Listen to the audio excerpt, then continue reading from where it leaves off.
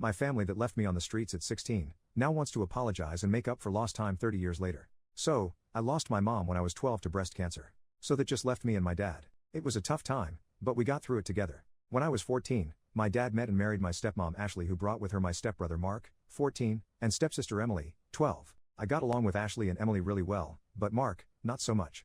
He and I were always getting into arguments and fights. I was always told by my dad to give Mark a break because he's been the man of his house for a while. So this is all new. Like somehow it wasn't new to me? Anyways, when I was 15, I met a girl at school named Lisa and we started dating. As much as one can date at 15.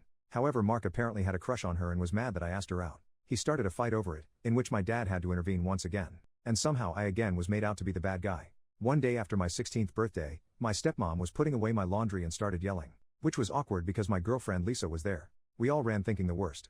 When we got to my room, my stepmom was holding several pairs of my sister's underwear yelling at me, asking why they're in my drawer. I had no answer as I'd never seen them before. Of course no one believed me, no matter how much protesting I did.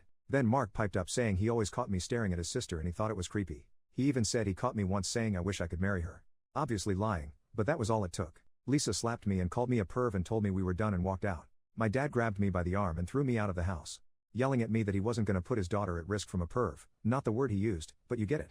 I banged on the door to be let in, crying and telling them it was all lies told by Mark. My dad, apparently had enough. I heard the locks. He opened the door and shoved me to the ground and told me to get lost. I told him I had nowhere to go and he said that wasn't his problem, then closed the door. I found myself on the streets, with nothing to my name. No place to go. I tried calling my dad's parents but he had already called them and they told me they won't help a perv. My mom's parents passed away before I was born. Well, I lived on the streets for 2 years, doing what I had to in order to survive. No kid should have had to do what I had to do, in order to just live, just saying. There were some really dark days. Lots of therapy later in life helped me with this. Shortly after I turned 18, I found a job working at a boxing gym, states away from where I began this horrible journey. I worked there for years.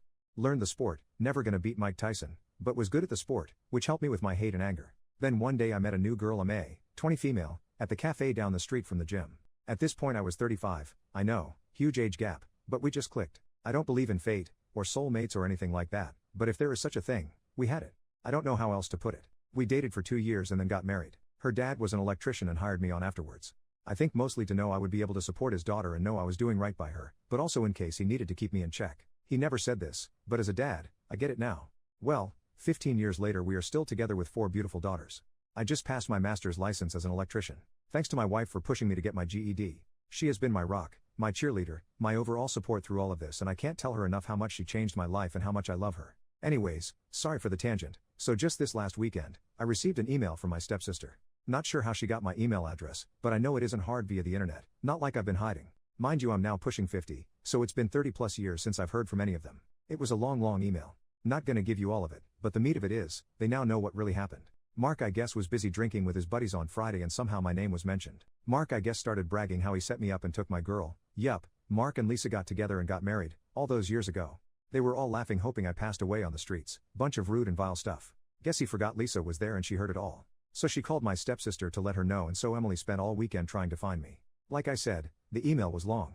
Short of it is, they want to apologize face to face, although it was already said in the email multiple times, and want to make up for lost time. I'm however indifferent to the idea. Like, I have no ill feelings towards her, she obviously was young and had no real say in the matter. But with lots and lots of therapy, I learned to let go of that hate and anger and to let go of them. As well with all the love I receive from my wife, kids and in-laws, it's all I really need.